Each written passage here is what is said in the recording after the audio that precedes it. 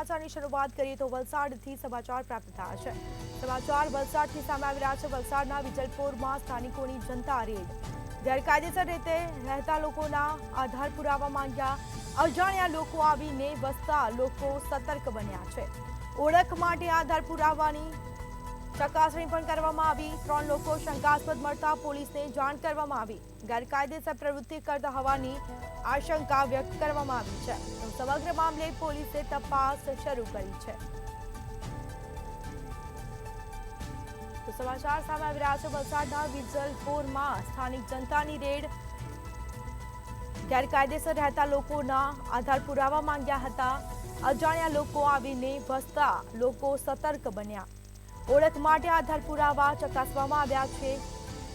આધાર પુરાવાની ચકાસણી પણ કરવામાં આવી છે અને શંકાસ્પદ લાગતા પોલીસને પણ જાણ કરવામાં આવી। તો 3 લોકો શંકાસ્પદ લાગતા પોલીસ સ્ટેશનમાં જાણ કરવામાં આવી છે। પોલીસ મથકમાં ફરિયાદ પણ દાખલ કરવામાં આવી। તો ગેરકાયદેસર પ્રવૃત્તિ કરતા હોવાની આશંકા છે તે વ્યક્ત કરવામાં આવી છે। તો સ્થાનિક જનતાએ રેડ કરી હતી।